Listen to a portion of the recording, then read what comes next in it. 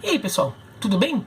Nesta quinta-feira, a FIFA oficializou que a Copa do Mundo de 2023 será realizada na Austrália e na Nova Zelândia, Copa do Mundo Feminina. A Austrália e a Nova Zelândia venceram a competição com a Colômbia numa disputa que teve antes o Brasil e o Japão também. O Brasil havia anunciado a sua retirada da disputa há um tempo atrás já, eu até fiz um vídeo na época, vai aparecer aqui no canto, e o Japão anunciou a sua desistência na semana passada.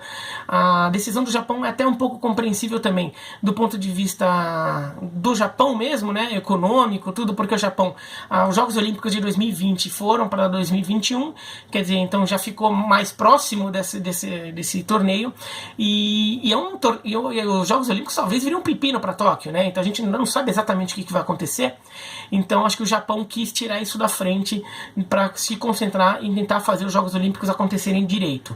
Além disso, do ponto de vista político, em relação à política internacional do esporte, do futebol, o Japão retirando dá mais força à candidatura de Austrália e Nova Zelândia, porque ficariam dois candidatos da Ásia contra um candidato da América do Sul, sendo que a divisão, a articulação política ali indicava que as Américas votariam com a Comebol e a Europa também. Então elas votariam na Colômbia, já que o Brasil tinha pulado fora, também por causa disso, para não dividir votos com a Colômbia, o Brasil sai e deixa a Colômbia sozinha. Como a Colômbia recebeu votos em bloco desses dois continentes, a Ásia podia ter problemas se ela dividisse as suas forças. Então a Ásia concentrou os esforços em Austrália e Nova Zelândia e acabou ganhando. Do ponto de vista técnico, a escolha foi correta. O relatório técnico da FIFA indicava que a Austrália e Nova Zelândia tinham condições muito melhores do que a Colômbia para receber o evento, de infraestrutura, condições econômicas e condições até de estádios. Porque ainda que o futebol não seja muito popular em nenhum desses dois países, eles gostam muito de esportes que usam estruturas parecidas com o futebol, como o futebol australiano, o cricket, o rugby league e o rugby union. O futebol australiano só na Austrália, mas os outros esportes na Austrália e na Nova Zelândia. Então são esportes que usam estádios que são adaptáveis ao futebol. Então você pode simplesmente fazer um campo de futebol dentro do campo desses estádios e realizar jogos lá, que aliás é o que eles fazem, quando tem jogos de futebol com um apelo maior, eles usam esses estádios de outras modalidades. E são estádios novos, modernos, que sediaram Copas do Mundo de outras modalidades, como a de rugby union e a de cricket. Então dá para fazer. Então a FIFA escolheu por quem era mais preparado, uma coisa que a FIFA não vem fazendo nos últimos tempos, fez dessa vez. Então é bom, porque Copa do Mundo e Jogos Olímpicos já tem tido muito problema com escolhas às vezes contestáveis. Dessa vez foi a escolha, do ponto de vista técnico, a mais correta. Ainda que eu não achasse o fim do mundo a Colômbia receber o evento, Eu acho que até teria um lado legal ali da Colômbia receber. E a FIFA disse que a Copa do Mundo feminina ela tem um nível de exigência menor.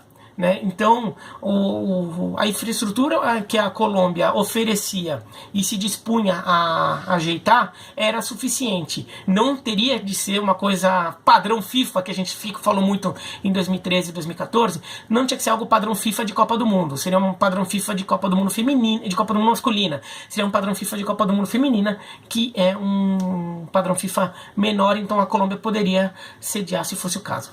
Agora, para o Brasil, pensando egoisticamente apenas do ponto de vista do Brasil.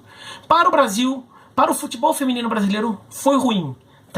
O lado bom, acho que o único lado bom é, se o Brasil está realmente determinado a sediar a Copa do Mundo Feminino em algum momento e acha que isso realmente é uma coisa boa, se a comunidade do futebol feminino acha que isso vai ser uma boa, que vai valer a pena, vai valer os esforços, que os gastos não vão ser tão grandes porque a infraestrutura preparada para a Copa do Mundo, Olimpíada e Copa América já seria suficiente, então o negócio é mais aproveitar o dinheiro que já foi gasto do que gastar mais dinheiro.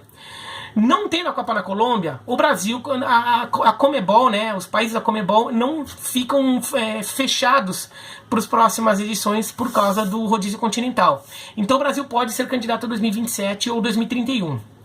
Então, pensando nisso, para o Brasil foi bom. Se o Brasil chegar à conclusão de que quer mesmo a Copa do Mundo Feminino em algum momento, sem esperar tanto assim. Agora, por vários outros aspectos foi ruim. Tá? Um aspecto que foi... e o principal deles é a divulgação do futebol feminino, porque o futebol feminino precisa de muita divulgação. E teve, e conquistou isso na Copa do Mundo do ano passado na França. Jogo passando na Rede Globo, TV aberta, domingo à tarde, dando boa audiência, né? As pessoas conhecendo as jogadoras, né? Sabendo quem era a Cristiane, quem era a Marta, né? Então a Andressa Alves, a Debinha, as pessoas começaram a conhecer as jogadoras, né? O futebol feminino no Brasil ganhou uma atenção que nunca teve antes, né? Inclusive para as competições domésticas, o público começou a acompanhar, começou a se formar um público de futebol feminino. A parada da pandemia já é péssima, porque eu ainda vou falar sobre isso com mais calma, mas a parada da pandemia foi péssima pro futebol feminino doméstico do Brasil, porque vários clubes estão com problemas econômicos, agora até para o time masculino, e daí onde eles vão tirar dinheiro, muitas vezes cortando os gastos no que eles consideram menos prioritários. E menos prioritários muitas vezes esportes, outros esportes, esportes olímpicos e futebol feminino. Então o futebol feminino já está sofrendo com isso. Agora fica com um novo bar. E fora o sofrer porque você perde aquele embalo, né, do público que está acompanhando as competições acontecendo, elas são interrompidas e de repente o público esfria e demora um tempo para recuperar esse público, para você situar todo mundo de novo no que fica sendo o futebol feminino no Brasil pós-pandemia. Mas além de tudo horário. O horário e distância vai ser muito problemático aí, né? Os jogos vão se ocorrer todos de madrugada e talvez não, certamente um jogo de manhã, né, no horário brasileiro. São horários muito ruins para televisão. E também nem que o jogo da madrugada vai ser tipo meia-noite, né? Provavelmente vai ser um jogo na melhor das hipóteses a 1 da manhã, né? Então que termina às 3, né? Então aí vai ter jogo às 4 para terminar às 6, né? Quem gosta muito de rugby e acompanha as competições de rugby acaba seguindo muito esses horários da Austrália e da Nova Zelândia, sabe como é que é. Então os jogos terão pouca audiência na TV, mesmo que a TV resolva expor até mais do que expôs a Copa da França, e é provável até que ela exponha mais nesse aspecto de passar mais jogos, tudo, porque vai ser em horário que tem menos competição por espaço na grade, mas vai ter menos gente vendo, porque muita gente vai estar dormindo, né?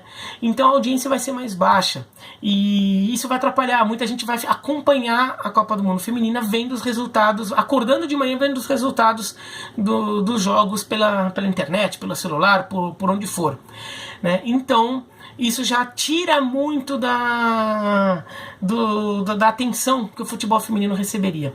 Além disso, a cobertura tende a ser menor também, porque com a Copa do Mundo tendo menos audiência, e menos audiência não é só na TV, na internet também, porque as pessoas não vão ficar seguindo em tempo real as notícias, as pessoas vão acordar de manhã e ver o que aconteceu, né? Então a audiência vai ser menor, não vai ser uma audiência dinâmica, todo mundo vai ficar vendo o que está acontecendo, porque lá na Copa vai ser tudo de madrugada.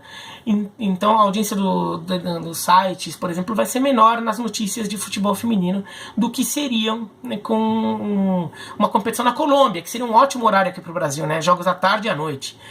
Um horário bem brasileiro, é pouca diferença de fuso horário da Colômbia para o Brasil. Então, com audiência menor, os veículos vão também conseguir rentabilizar menos, né? Então, por exemplo, talvez um anúncio de TV vinculado à cobertura do futebol feminino seja mais barato do que seria. Talvez a emissora Globo pague menos do que pagaria. Aliás, cobre menos do que cobraria, porque sabe que não vai conseguir rentabilizar tanto. E outros veículos, sites, tudo que até mandaram pessoas para a França para fazer a cobertura na Copa do Mundo de 2019, talvez não consigam fazer isso. Por quê? Porque como eles vão ter menos audiência, vão ter menos anunciantes, então vão ter menos condições de financiar essa cobertura. Até porque parte da cobertura até foi um pouco na raça, um pouco das economias de algumas pessoas, sobretudo de quem é mais militante ali do futebol feminino. E para a França já foi difícil. Agora fazer esse esforço pessoal para ir para a Austrália e Nova Zelândia, sendo que as distâncias internas durante a Copa também vão ser grandes, você vai ter que ficar viajando de um país para o outro, pegando avião, não vai poder só ir de trem ou ônibus como era na França, mais gasto aí. Então a cobertura tende a ser menor, né? Isso também é muito ruim. Então a cobertura tem que ser menos intensa, com menos detalhe, né? Falando menos de assuntos paralelos, de repente fique só no que é o principalzão mesmo. E além de tudo, distância, né? Então, assim, o custo é maior, viajar até lá é maior, é mais caro. Então, por exemplo, para a emissora de TV que for transmitir, mandar uma equipe de reportagem, 2, 3 equipes de reportagem, equipe de transmissão, vai ser muito mais difícil do que seria na Colômbia.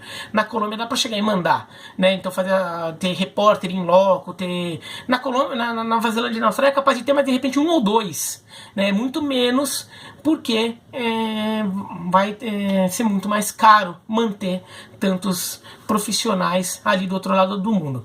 Claro que coisas podem mudar até lá, de repente a economia pode melhorar, piorar, está num momento diferente, tudo, mas a tendência é que a Copa do Mundo na Austrália e na Nova Zelândia para o futebol feminino seja pior do que seria se fosse na Colômbia. Isso é ruim para o futebol feminino brasileiro, que estava num momento bom até a pandemia, né? Estava num momento de crescimento legal, que estava ganhando embalo, tudo. A pandemia dá um golpe e esse ritmo deve voltar, né? Talvez desçamos alguns degraus, mas retome esse crescimento e talvez a Copa do Mundo de 2023 seja um momento de novo ter uma nova explosão. Mas na Colômbia, provavelmente essa explosão seria maior do que sendo na Austrália e na Nova Zelândia. Agora, isso é o ponto de vista egoísta do Brasil, tá? Porque assim, como falei no começo do vídeo, a escolha técnica é correta. A Austrália e a Nova Zelândia eram países com mais condições e depois de tantas Copas do Mundo com sedes problemáticas, acho que a FIFA precisava realmente de 2 edições seguidas um pouco mais tranquilas, né? Então Austrália e Nova Zelândia e depois a Copa do Mundo masculina da América do Norte em 2026, que ainda tem seus problemas ali, porque como vai dividir os Estados Unidos, na verdade vai ser basicamente a Copa dos Estados Unidos com um pezinho com uns dedinhos do pé no Canadá, uns dedinhos do pé no México. Mas ali tem uma disputazinha ali, né, dentro desses países para ver como vai ser tudo. Mas vão ser 2 eventos seguidos da FIFA ali, os maiores entre futebol masculino e futebol feminino, um pouco mais tranquilos depois de uma sequência com África do Sul, Brasil, Rússia e Catar, por exemplo, na Copa masculina. Tá bom? Mas é isso, então. Gostou do vídeo? Joinha, não gostou? Se inscreve no canal, clica no sininho para receber a notificação. Escreve aqui embaixo o que vocês acham.